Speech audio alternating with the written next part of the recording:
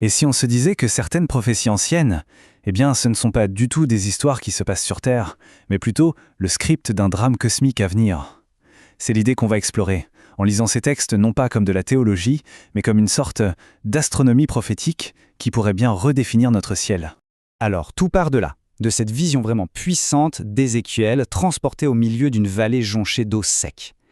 C'est une image de mort, d'inertie absolue. Mais voilà, si on suit cette logique, cette vallée désolée ne se trouve pas sur Terre. Non, non. Elle représente quelque chose de bien plus vaste. Voilà la grande question, celle qui est posée aux prophètes et finalement à nous tous. La matière morte peut-elle se réveiller? Une planète glacée peut-elle devenir une étoile? C'est tout le mystère au cœur de cette interprétation.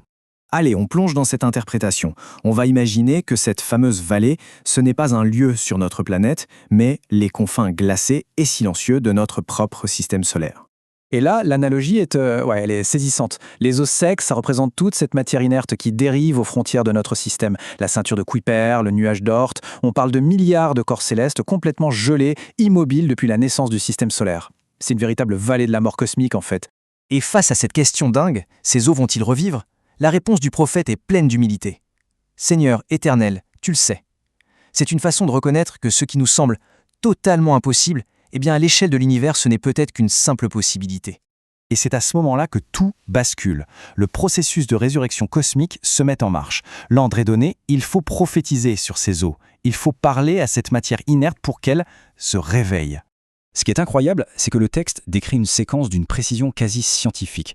D'abord, on entend un bruit, puis un mouvement. C'est quoi? Une perturbation gravitationnelle qui commence à attirer tous ces corps les uns vers les autres. Ensuite, la chair et la peau qui les recouvrent, c'est la matière qui s'accumule, la masse qui grandit, jusqu'à former une structure gigantesque, une planète géante qui aspire toute la matière autour d'elle. Ça y est, le corps cosmique est assemblé.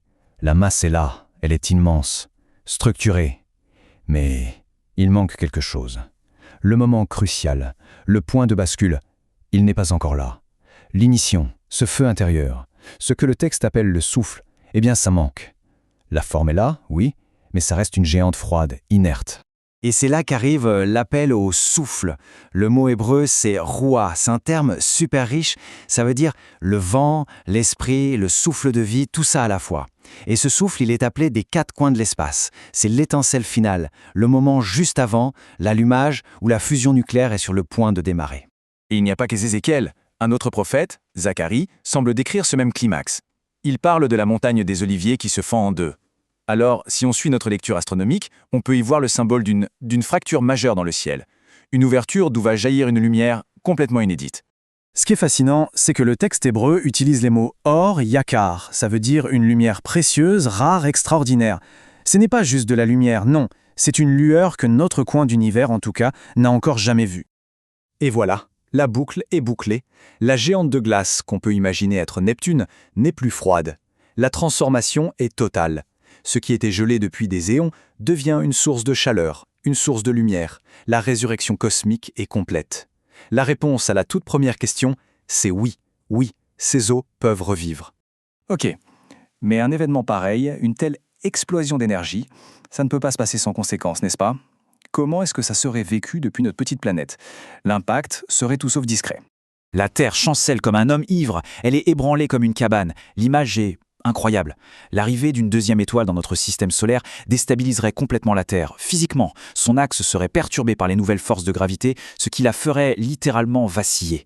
Le prophète Ésaïe, lui, va plus loin. Il décrit une véritable révolution dans la hiérarchie du ciel.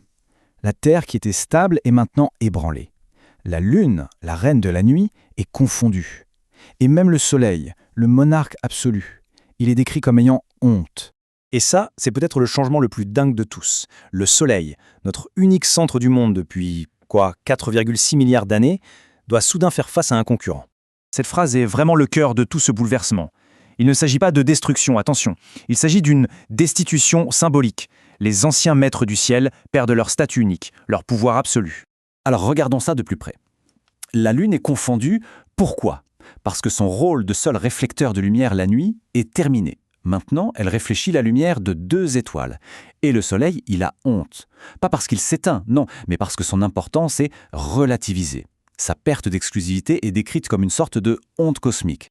Au final, dans cette interprétation, le personnage principal de toute cette histoire, c'est le Soleil. C'est l'histoire d'un roi qui, après un règne solitaire et absolu, doit accepter un co-souverain. Et ça change pour toujours la nature de son royaume. Et donc toute cette analyse nous laisse avec une question assez vertigineuse. Si même le Soleil, ce symbole ultime de permanence, de pouvoir, peut voir son statut remis en question, qu'est-ce que ça dit de notre propre place dans un ordre cosmique qui peut être transformé si soudainement ?